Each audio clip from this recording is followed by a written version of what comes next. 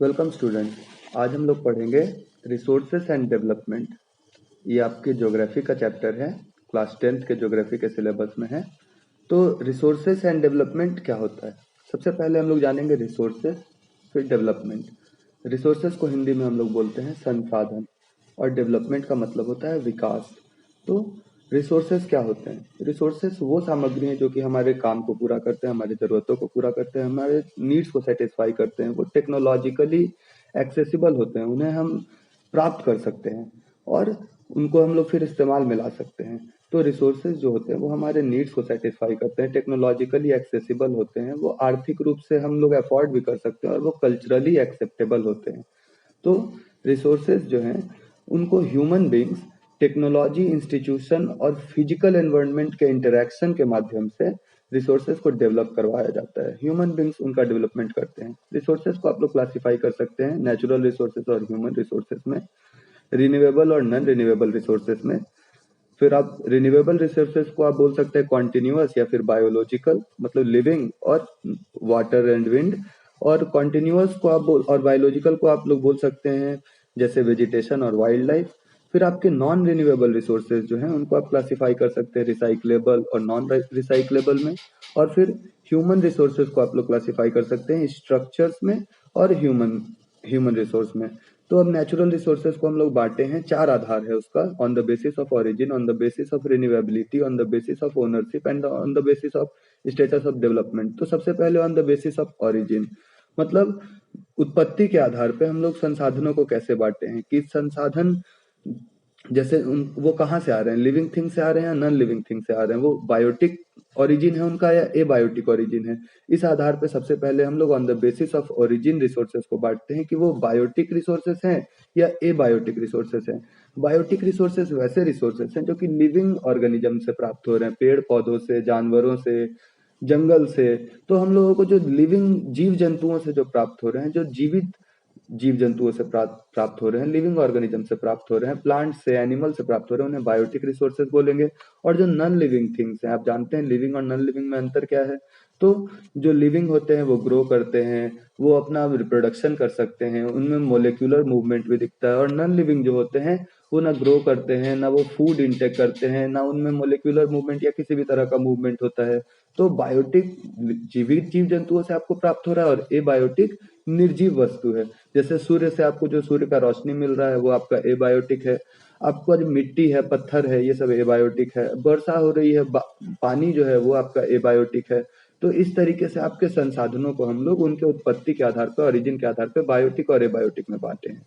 तो बायोटिक में आपके जितने भी जीवित जीव जंतु हैं, जैसे कि आप लोगों को मछलियों से बहुत कुछ मिल रहा है, बहुत सारे जीव जंतु हैं जिनसे कि आपको भोजन और अन्य आवश्यकताएं आपकी पूरी हो रही है। अब हम लोग रिसोर्सेज को उनके रिन्यूएबिलिटी के आधार पर बांटते हैं कि वे रिन्यूएबल है या नॉन रिन्यूएबल है, मतलब उनको फिर से हम लोग नया प्राप्त कर सकते हैं या उन्हें फिर से नया प्राप्त नहीं किया जा सकता है। जो रिन्यूएबल होते हैं वो फिर से पुनर्नय होने की क्षमता होती है उनमें, और नॉन रिन्यूएबल का अर्थ है कि उनमें पुनर्नवीन होने की क्षमता नहीं होती है। जैसे सूर्य का रोशनी आज है, फिर कल सूर्य उगेगा, फिर से वो रोशनी आ जाएगा, लेकिन एक बार अगर आप कोयला यूज कर लिए तो वो फिर बनने में मिलियंस ऑफ ईयर्स लगेगा। कोयला एक non renewable source of energy है, और सूर्य का रोशनी जो है, जो हवा है, जो बहता हुआ पानी में जो एनर्जी है, जो धरती के अंदर से निकलने वाला जियोथर्मल एनर्जी है, जो पेड़ों में मौजूद एनर्जी है जिसको कि सूर्य से प्राप्त कर रहे हैं पेड़, ये सारे आपके रिन्यूएबल एनर्जी है। और आपके जो नॉन रिन्यूएबल एनर्जी हैं जैसे कोल, पेट्रोलियम, डीजल, पैराफिन वैक्स, जितने भी फॉसिल फ्यूल्स हैं आपके, न्यूक्लियर, ये सारे कुछ आपके नॉन रिन्यूएबल हैं। एक बार यूज होने के बाद ये फिर दोबारा तुरंत नए नहीं होते हैं। जो रिन्यूएबल होती है वो फिर से शॉर्ट स्पैन ऑफ टाइम में वो न्यू हो जाते हैं, फिर से नए अवेलेबल होते हैं यूज करने के लिए। लेकिन जो नॉन रिन्यूएबल होते हैं वो एक बार यूज करने के बाद फिर तुरंत अवेलेबल नहीं हो पाते हैं यूज के लिए। उनको बहुत लंबा समय लगता है रिप्लेनिश होने में, ठीक होने, वापस से उनका भरपाई होने में, उनका भंडार का भरने में। तो रिन्यूएबल रिसोर्सेज जैसे कि आपके सोलर एनर्जी, विंड एनर्जी, आपका जियोथर्मल एनर्जी, हाइड्रो इलेक्ट्रिसिटी, तो ये सब जो आपके फॉर्म्स ऑफ एनर्जी हैं इनको हम लोग रिन्यूएबल सोर्सेस ऑफ एनर्जी बोलते हैं। ठीक है, सोलर एनर्जी आप लोग जानते हैं, उसे सोलर सेल्स, सोलर पैनल, ये सब रन करता है। अब नॉन रिन्यूएबल एनर्जी की चर्चा करते हैं, जैसे कि कोल, पेट्रोलियम, ये सब अब नॉन रिन्यूएबल को हम लोग बांट सकते हैं रिसाइकलेबल और नॉन रिसाइकलेबल में। जो रिसाइकलेबल होते हैं वो फिर से उनका हम लोग रिसाइकल करके दोबारा यूज कर सकते हैं। जो नॉन रिसाइकलेबल होते हैं वो एक बार यूज होने के बाद फिर बर्बाद हो जाते हैं, वेस्ट हो जाते हैं, उनको हमको थ्रो करना होता है। तो रिन्यूएबल रिसोर्सेज जो हैं वो आपके कभी नहीं खत्म होते हैं, वो लगातार वो उनका चक्र चलते रहता है। और नॉन रिन्यूएबल रिसोर्सेज एक बार यूज करने पे बहुत लंबा समय लगते हैं वापस से रिप्लेनिश होने में। तो उसके बाद फिर हम लोग on the basis of ownership भी हम लोग बांटते हैं कि रिसोर्सेज कम्युनिटी रिसोर्स हो सकता है, मतलब कि पूरे समुदाय का रिसोर्स होगा। जैसे कि आपके जो ग्रेवयार्ड्स होते हैं उसमें पूरे समुदाय के लोगों को दफनाया जाता है। तो इस तरीके से आपके जो सामुदायिक भवन होते हैं वहां पर पूरे समुदाय के लोग वहां पर अपना पार्टी फंक्शन करते हैं। फिर से ओनरशिप के आधार पर हम लोग रिसोर्सेज को नेशनल रिसोर्सेज भी बोलते हैं। नेशनल रिसोर्सेज मतलब पूरे राष्ट्र का रिसोर्स, पूरे देश का रिसोर्स। जैसे कि देश का जो रेलवे है, जितने भी वहाँ के एनर्जी प्लांट्स हैं, जितना भी वहाँ का लैंड है, वैसे तो सारा कुछ ही एक देश का ही होता है, उसी का नेशनल रिसोर्स ही है। देश में जितने भी लोग हैं, जितने भी उसके प्रॉपर्टी है, सब कुछ उस राष्ट्र का ही है, नेशन का ही है, सब कुछ नेशनल रिसोर्स ही है। लेकिन फिर भी हम लोग बोल सकते हैं कि जो रोड्स हैं, जो रेलवेज हैं, जो आपके ब्रिजेस हैं, जो रिवर्स हैं, जो फॉरेस्ट हैं, उन पर सबसे पहला अधिकार राष्ट्र का है, नेशन का है। ठीक है। तो ओनरशिप के आधार पर कुछ रिसोर्सेस इंटरनेशनल रिसोर्सेस होते हैं जिन जो कि पूरे विश्व समुदाय का होता है। जानते हैं आप कि 200 नॉटिकल माइल के बाद जो समुद्री क्षेत्र होता है उसमें पूरे दुनिया का हक होता है, वो इंटरनेशनल टेरिटरी होता है। अब on the basis of status of development हम लोग रिसोर्सेज को बोलते हैं potential resource, stock, reserve and developed resource. तो सबसे पहले पोटेंशियल रिसोर्स, वैसे रिसोर्स जिनमें की भविष्य में इस्तेमाल होने की क्षमता है, जिन्हें कि हम भविष्य में दोबारा से इस्तेमाल कर सकते हैं। अभी उनके बारे में हमको पता है, उनके बारे में जानकारी है कि ये क्षमता है, लेकिन अभी हम लोग उसको डेवलप नहीं किए हैं। हम लोगों को टेक्नोलॉजी का जो डेवलपमेंट करवाना है उस क्षेत्र में, उस रिसोर्स को यूज करने के लिए, वो हम लोगों ने नहीं किया है। जिसकी वजह से वो पोटेंशियल है, वो हमारी क्षमता है, लेकिन उस क्षमता को हम लोग इस्तेमाल नहीं कर पा रहे हैं। जैसे कि आप जानते हैं राजस्थान में, गुजरात में, मध्य प्रदेश में, यहाँ पर विंड एनर्जी की, सोलर एनर्जी की बहुत ज्यादा क्षमता है। वहाँ बहुत ज्यादा धूप पड़ता है, बहुत ज्यादा तेज हवाएं चलती हैं, तो उसकी वजह से वहां पर सोलर एनर्जी का बहुत ज्यादा क्षमता है, वहां पर विंड एनर्जी का बहुत ज्यादा क्षमता है। तो वहां पर उससे सोलर एनर्जी से भी बिजली पैदा की जा सकती है, विंड एनर्जी से भी बिजली पैदा की जा सकती है। लेकिन अभी टेक्नोलॉजी के अभाव की वजह से, और हम लोग उसको पूरा यूज नहीं कर रहे हैं, अभी वो क्षमता है हमारे पास लेकिन उस क्षमता का हम लोग इस्तेमाल नहीं कर रहे हैं। तो वैसे रिसोर्सेस जिनके बारे में हमें जानकारी तो है लेकिन हम लोग उनको इस्तेमाल नहीं कर रहे हैं, वैसे रिसोर्सेस को हम लोग बोलते हैं पोटेंशियल रिसोर्सेस। जैसे कि राजस्थान और गुजरात का आपका सोलर एनर्जी और विंड एनर्जी का एग्जांपल, ये आपका पोटेंशियल रिसोर्स का एग्जांपल है। ठीक है। ये रीजन में पाया तो जाता है लेकिन अभी तक यूटिलाइज नहीं किया गया है। जैसे कि वेस्ट राजस्थान में, गुजरात में, वहां पर विंड और सोलर जो है अभी तक डेवलप नहीं किया जा सका है। जबकि वहां पर क्षमता है विंड एनर्जी को प्रोड्यूस करने की, विंड एनर्जी से बिजली बनाने की और सोलर एनर्जी से भी बिजली बनाने की। अब नेक्स्ट हमारा है डेवलप्ड रिसोर्सेस, वैसे रिसोर्सेस जिनका कि पूरा सर्वे हो चुका है, उनके क्वालिटी, क्वांटिटी, सब कुछ के बारे में हम लोगों को पता है, उनका कितना उपयोगिता है ये भी हम लोग जानते हैं। लेकिन इनका भी जो डेवलपमेंट है वो निर्भर करता है तकनीक पर, और कितना सारे इंटरेक्शन है ह्यूमन में, नेचर में, और इंस्टीट्यूशन में, और टेक्नोलॉजी में, इस पर ये डिपेंड करता है डेवलपमेंट ऑफ रिसोर्सेज। तो ये डेवलप्ड रिसोर्स जो होते हैं ये पूरे सर्वेड, और क्वांटिटी, क्वालिटी सब इनका डिटरमाइंड होता है। और ये जैसे झारखंड में आपका जो कोयला पाया जाता है वो एक डेवलप्ड रिसोर्स का एग्जांपल है। थर्ड है आपका स्टॉक। जैसे आप जानते हैं पानी आपका बना हुआ हाइड्रोजन और ऑक्सीजन से। हाइड्रोजन में जलने की क्षमता होती है, ऑक्सीजन को जलाने की क्षमता होती है ऑक्सीजन में। तो हाइड्रोजन को हम लोग एक ईंधन के रूप में इस्तेमाल कर सकते हैं, उसके जलने की क्षमता का इस्तेमाल कर सकते हैं हम लोग। ऐसे ही बहुत सारे एनर्जी रिसोर्सेस हैं जिनकी की क्षमता बहुत ज्यादा है, उसको इस्तेमाल किया जा सकता है, लेकिन अभी हमारे पास उतना तकनीक नहीं है, उन्नत तकनीक नहीं है, उसके वजह से हम लोग उसे इस्तेमाल नहीं कर पा रहे हैं। अब हम लोग बात करते हैं on the basis of status of development में रिजर्व्स क्या होते हैं। रिजर्व्स में वैसे रिसोर्सेस होते हैं जिनका कि भंडार हम लोग रखे हुए हैं और उसको भविष्य में इस्तेमाल भी कर सकते हैं, लेकिन अभी इस्तेमाल नहीं कर रहे हैं। जैसे कि आपके डैम्स में स्टोर्ड वाटर जो है उससे हम लोग और हाइड्रो इलेक्ट्रिसिटी प्रोड्यूस कर सकते हैं, लेकिन अभी उसको हम लोग इस्तेमाल नहीं कर रहे हैं, तो इसलिए उसको हम लोग रिजर्व्स में रखते हैं। कुछ आपके स्टॉक होते हैं, ठीक है। तो आप लोग देखें कि पोटेंशियल, स्टॉक, रिजर्व्स और डेवलप्ड रिसोर्स। स्टॉक में आपका एग्जांपल आपने देखा हाइड्रोजन, ठीक है। और विंड एनर्जी भी जो है उसको भी आप स्टॉक में रख सकते हैं। कई जगह पर विंड एनर्जी का जो यूटिलाइजेशन है वो सही से नहीं हो पा रहा है, वहां पर विंड एनर्जी डेवलप नहीं हो पा रहा है, उसके लिए वहां पर टेक्नोलॉजी, उसका पोटेंशियल होने के बावजूद भी लैक ऑफ एप्रोप्रिएट टेक्नोलॉजी होने की वजह से और इनएक्सेसिबिलिटी होने की वजह से अभी तक हम लोग उसको इस्तेमाल नहीं कर पा रहे हैं। तो उसके बाद फिर हम लोग अब देखते हैं कि हम लोग लैंड को यूटिलाइजेशन कैसे करते हैं। हम लोग के देश में लैंड आखिर कैसे इस्तेमाल होता है। आप लोग जानते हैं आपके देश का कुछ हिस्सा जंगलों के अंतर्गत आता है, ठीक है। कुछ अनअवेलेबल फॉर कल्टीवेशन है, जैसे कि बैरन वेस्टलैंड, रोड्स, बिल्डिंग्स, यहाँ पर खेती नहीं होती है। दूसरे अनकल्टिवेटेड लैंड है, जैसे कि permanent pasture, grazing land, miscellaneous tree crops, culturable wasteland और फैलो लैंड्स, जैसे कि करंट फैलो और 5 ईयर से मोर देन जो फैलो है वो फैलो, ठीक है। तो इस तरीके से आपको लैंड यूटिलाइजेशन आप देख रहे हैं, और कुछ एग्रीकल्चरल लैंड्स भी हैं आपके।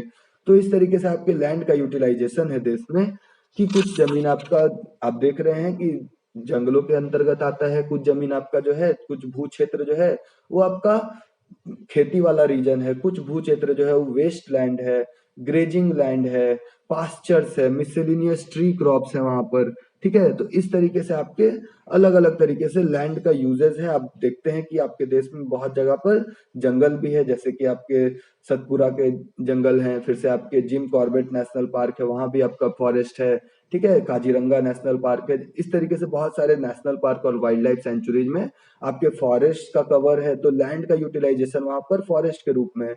और गवर्नमेंट का भी जो फॉरेस्ट प्रोटेक्शन एक्ट है 1975 का, वो फॉरेस्ट प्रोटेक्शन एक्ट भी बोलता है कि जंगलों को हम लोगों को प्रिस्टीन हालत में रखना है, उन्हें सुरक्षित रखना है। तो इसके वजह से हमारा जो लैंड यूज का पैटर्न है उसमें हमारा कुछ जमीन जो है वो जंगलों के अंतर्गत ही आता है और वो फॉरेस्ट कवर के अंडर में है। इसके लिए हमारा नेशनल फॉरेस्ट्री डिपार्टमेंट और हमारा जो सरकार है वो सब प्रतिबद्ध है कि हम लोग अपने जंगल के इलाके को सुरक्षित रखेंगे। आपको पता है जंगल हमारे पृथ्वी के लंग्स हैं, यही सबको ऑक्सीजन प्रोवाइड कर रहे हैं। बाकी जितने भी शहर हैं, गांव हैं, वहां वहां हर जगह से आपका जानते हैं आप बहुत ज्यादा CO2 प्रोड्यूस हो रहा है और जंगल उसकी भरपाई कर रहा है। आपको पता है उन्हीं जंगलों से आपको कई मिनरल्स भी मिलते हैं, जैसे कि ब्रोंज, ब्रास, स्टील बनाया जाता है, वो एक एलॉय है आप जानते हैं। एल्यूमिनियम, कास्ट आयरन, कॉपर, ये सब हम लोग प्राप्त करते हैं मिनरल्स के रूप में। हम लोग जंगलों को बहुत तबाह कर रहे हैं, माइनिंग कर रहे हैं, और माइनिंग करके इन मिनरल्स को निकालने के लिए उससे हम लोग फॉरेस्ट को डिस्ट्रॉय कर रहे हैं, जो कि हम लोगों को नहीं करना चाहिए। हम लोगों को फॉरेस्ट का कंजर्वेशन करना चाहिए। गांधी जी का कंसर्न था कि सबके लिए हमारे देश में बहुत है, there is enough for everybody's need and not for anybody's greed. Gandhi ji ने कहा था सबके लिए तो पर्याप्त है लेकिन किसी के लालच के लिए नहीं है, ठीक है। तो हम लोगों को ज्यादा से ज्यादा रिन्यूएबल रिसोर्सेज पर हम लोगों को फोकस करना चाहिए और उसको डेवलप कराना चाहिए और उन्हीं रिसोर्सेज को प्रमोट करना चाहिए, एनकरेज करना चाहिए कि उन्हीं का इस्तेमाल हो, ताकि हम लोग कंजर्वेशन ऑफ रिसोर्सेज कर सकें, प्रोटेक्शन कर सके रिसोर्सेज का। आप जानते हैं रिसोर्सेज बहुत ही प्रीसियस हैं और इनको बनने में बहुत लंबा समय लगता है, तो हमें इन्हें प्रोटेक्ट करके चलना चाहिए, हमें कंजर्व करके चलना चाहिए, इन्हें वाइजली, इन्हें इंटेलिजेंट मैनर में और मैनेज तरीके से इस्तेमाल करना चाहिए। जैसे कि आपके जितने भी वाटर रिसोर्सेज हैं, आप जानते हैं कि धरती पर 70% धरती का क्षेत्र पानी से ढका हुआ है। 70% of earth surface is covered with water. Out of this 70%, only 3% is fresh water, and out of that 3% fresh water, only 2% water 2% water is is available for man. Only 1% water is available for man. 2% water is packed in polar ice caps and glaciers. So आप लोग जानते हैं कि आपके लिए इस्तेमाल के लिए धरती पर जो 70% जो धरती का क्षेत्र है वो पानी से ढका हुआ है, उसमें उस 70% में से 3% पानी इस्तेमाल के लायक है, योग्य है, और उस 3% में से इंसान के हाथ में केवल 1% है। बचे हुए 2% जो है वो आइस कैप्स में और ग्लेशियर्स में जमा है। तो ये जो बचा हुआ पानी है इसे हम लोगों को बहुत ही बुद्धिमानी से इस्तेमाल करना चाहिए, बहुत सूझबूझ से इस्तेमाल करना चाहिए, इसका कंजर्वेशन करना चाहिए, वेस्टेज नहीं करना चाहिए, और लोगों को एनकरेज करना चाहिए कि वो भी कंजर्वेशन प्रोग्राम में बढ़ चढ़ के हिस्सा लें, वाटर कंजर्वेशन करें, रेन वाटर हार्वेस्टिंग करें और अगर हम लोग रिसोर्सेज को प्रोटेक्ट करेंगे तो एक तरीके से हम लोग पूरे कम्युनिटी को, हम लोग पूरे के पूरे सोसाइटी को, पूरे के पूरे नेशन को और पूरे के पूरे ग्लोब को प्रोटेक्ट करेंगे। तो ये हमारा पहला ड्यूटी है कि हम लोग अपने रिसोर्सेज को इस्तेमाल करते समय उनका कंजर्वेशन का बात अपने दिमाग में रखें, चाहे वो इलेक्ट्रिसिटी हो, चाहे वो आपका वाटर रिसोर्सेस हो, लैंड रिसोर्सेस हो। तो रिसोर्सेस को जब भी इस्तेमाल करेंगे तो सूझबूझ के साथ इस्तेमाल करेंगे और बुद्धिमानी के साथ इस्तेमाल करेंगे और तरीके से इस्तेमाल करेंगे, ताकि वो अभी का भी हमारा आवश्यकता को पूरा करते रहे और आने वाले भविष्य के जनरेशंस की भी आवश्यकता को पूरा कर सके। हम लोगों को सस्टेनेबल डेवलपमेंट की तरफ फोकस करना चाहिए। आप लोग जानते हैं सस्टेनेबल डेवलपमेंट क्या होता है। सस्टेनेबल डेवलपमेंट वैसा डेवलपमेंट है जिसमें हम लोग आज का तो रिक्वायरमेंट पूरा करते ही हैं, लेकिन ऐसे कुछ इस तरीके से आज के रिक्वायरमेंट्स को पूरा किया जाता है कि फ्यूचर नीड्स को कॉम्प्रोमाइज ना करना पड़े, फ्यूचर में भी वो सामग्रियां इस्तेमाल के लिए अवेलेबल हो। ठीक है, तो हम लोगों को ज्यादा से ज्यादा नॉन रिन्यूएबल रिसोर्सेज को कम, मतलब कि बचना चाहिए इस्तेमाल करने से, और रिन्यूएबल रिसोर्सेज को प्रमोट करना चाहिए। ठीक है, तो आप देखें कि भारत में फॉरेस्ट लैंड जो है, इस मैप में आप देख सकते हैं कि जो ग्रीन कलर है वो फॉरेस्ट लैंड को दिखा रहा है, जो लाइट ग्रीन कलर है वो आपका एल्यूवियल सॉइल दिखा रहा है, जो रेड कलर है वो रेड सॉइल दिखा रहा है कि कहाँ कहाँ पे रेड सॉइल है। फिर ब्लैक सॉइल आपका ग्रे कलर से डिनोट किया गया है इस मैप पे। फिर पिंक कलर से आपका लैटेराइट सॉइल है और येलो कलर से आपका एरिड सॉइल है। तो आप जानते हैं कि इंडिया में जो लैंड का कंपोजिशन है उसमें आपके प्लेन्स जो है वो 43% है, माउंटेन्स जो है वो आपके 30% है और प्लेट्यूज जो है वो आपके 27% है। आप जानते हैं इंडिया के नॉर्थ में आपके हिमालयाज हैं, वेस्ट में आपके अरावली रेंजेस हैं, फिर से हिमालय में ही आप लोग जानते हैं काराकोरम रेंजेस है, हिंदू कुश है। ठीक है, तो इस तरीके से आपके हिमालय ही 3 पार्ट में बटे हुए हैं, हिमाद्री, हिमाचल, शिवालिक। तो माउंटेन्स जो है वो आपके देश के 30% रीजन को कवर कर रहे हैं, प्लेट्यू 27 और प्लेन्स 43% को। ठीक है, आप जानते हैं प्लेन्स कहाँ कहाँ पे है आपके देश में। यूपी में, बिहार में, दिल्ली में, हरियाणा में, इन राज्यों में, कुछ पार्ट्स ऑफ मध्य प्रदेश, छत्तीसगढ़, यहाँ भी आपके प्लेन्स के क्षेत्र हैं। ठीक है, और आपके प्लेट्यू रीजन जो है, जो आपका पेनिनसुलर प्लेट्यू रीजन है, डेक्कन प्लेट्यू रीजन है, छोटा नागपुर प्लेट्यू रीजन है, वहां पे आपके प्लेट्यूज पाए जाते हैं। ठीक है, तो इस तरीके से आपके देश में प्लेन्स, प्लेट्यूज और माउंटेन्स अलग अलग जगह पर पाए जा रहे हैं। तो अब हम लोग बात करते हैं सबसे पहले नॉर्दर्न प्लेन्स की, और नॉर्दर्न प्लेन्स को बनाने वाले 3 नदियों की, रिवर इंडस, रिवर गंगा और रिवर ब्रह्मपुत्र। इन 3 नदियों के द्वारा ही पूरा नॉर्दर्न प्लेन का जो एल्यूवियल सॉइल का जो ट्रैक्ट है वो तैयार किया गया है। आप लोग इस मैप में देख पा रहे हैं इंडस रिवर जो है वो किस तरीके से, उसका कोर्स क्या है, वो कहाँ से, ये कैसे निकल रही है Indus river Mansarovar lake Tibet से, और कैसे वो जाकर के कराची होते हुए बे अरेबियन सी में जाकर के वो गिर जा रही है। तो ये इंडस रिवर जो है ये अपने साथ जो सेडिमेंट्स लेकर के जा रही है अपने रास्ते में, ये नदी अपने किनारों पर पूरे जगह उन सेडिमेंट्स को डिपॉजिट करते हुए जा रही है, और वही सेडिमेंट जो किनारे पे डिपॉजिट होते हैं प्लेन्स में पहुंच करके वो एल्यूवियल सॉइल का फॉर्मेशन करवाते हैं। एल्यूवियल सॉइल जो है वो आपके 3 रिवर्स जो है वो इंडिया में एल्यूवियल सॉइल को, मतलब कि मेन जो नॉर्दर्न प्लेन है उसको बनाने के लिए रिस्पॉन्सिबल है, रिवर इंडस, रिवर गंगा और रिवर ब्रह्मपुत्र। ये तीनों रिवर मिल करके आपका भारत के नॉर्दर्न प्लेन्स में एल्यूवियल सॉइल का निर्माण करवाए हैं। आपका एल्यूवियल सॉइल राजस्थान और गुजरात के भी कुछ पार्ट्स में पाया जाता है। Godavari river, Krishna river, Kaveri river, इन रिवर्स के भी बैंक्स पर आपका एल्यूवियल सॉइल पाया जाता है।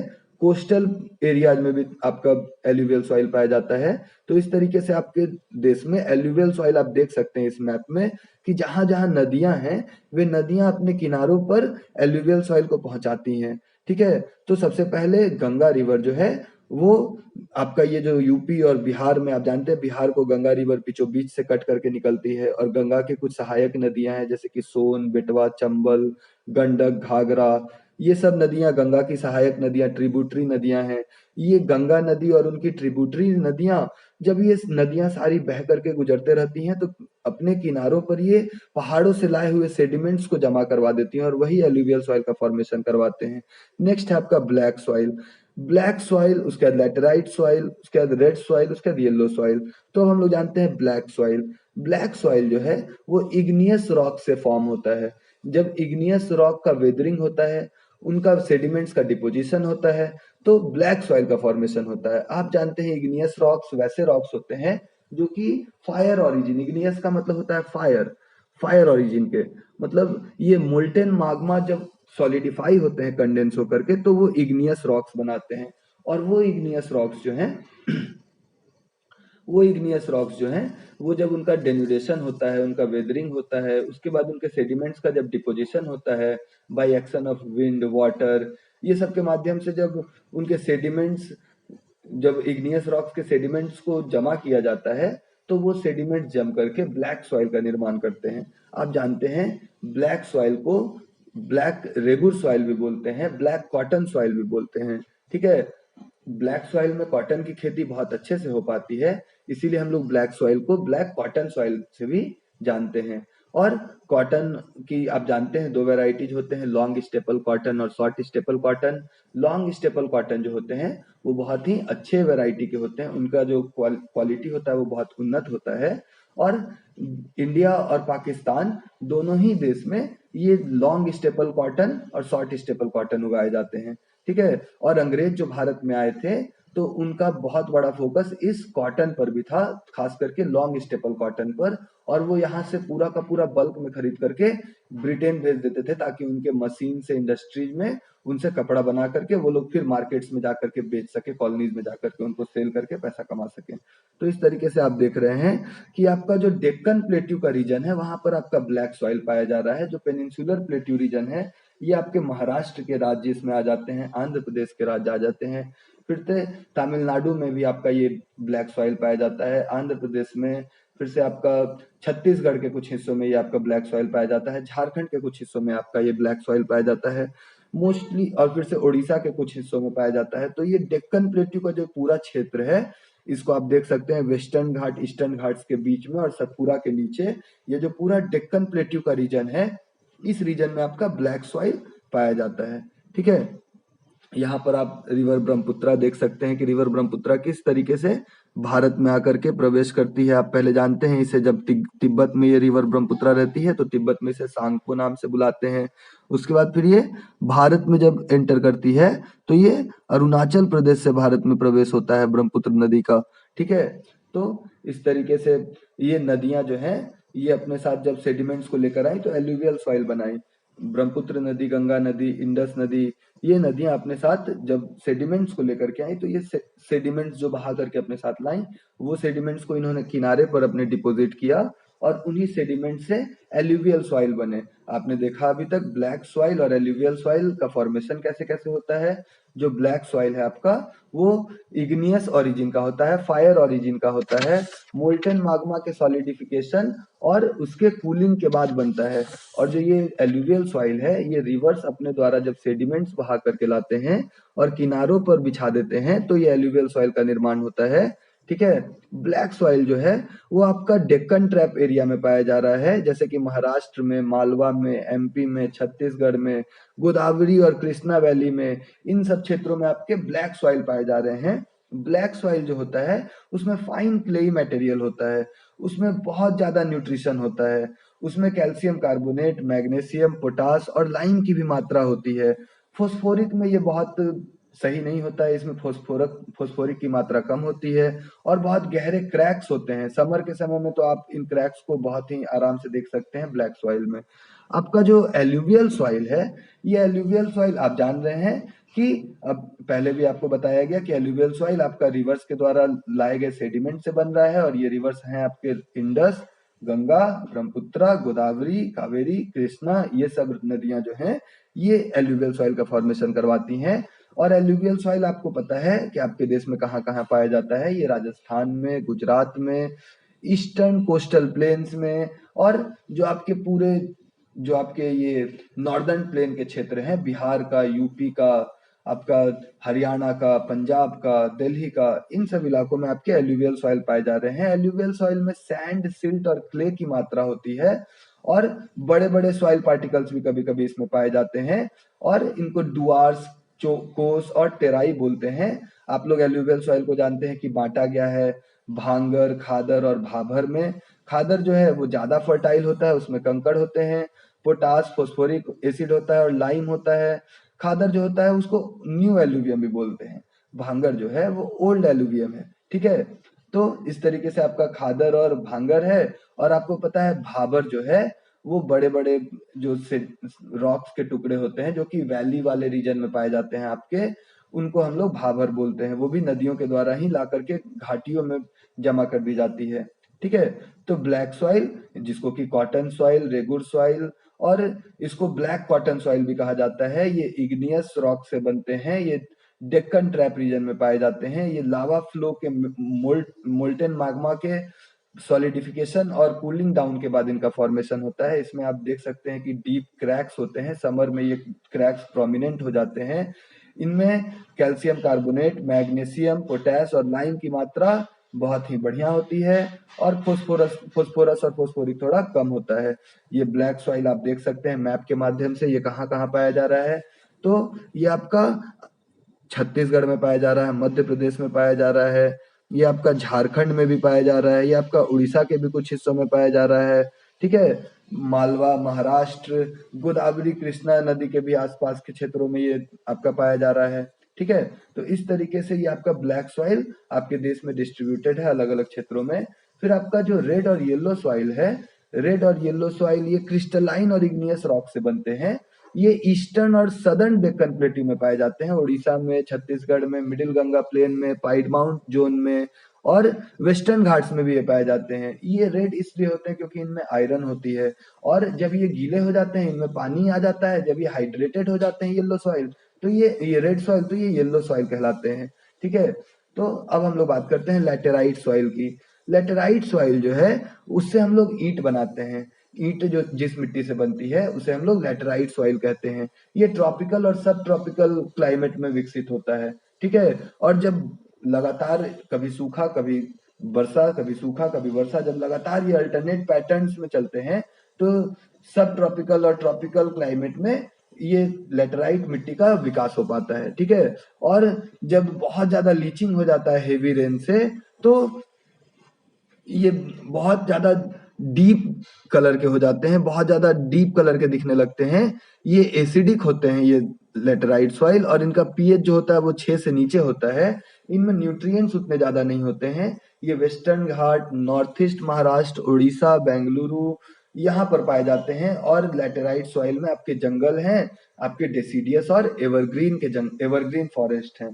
ठीक है, ये आपके कर्नाटक, केरल, तमिलनाडु, आंध्र प्रदेश और इन क्षेत्रों में आप देखेंगे कैश्यू नट की भी खेती की जाती है।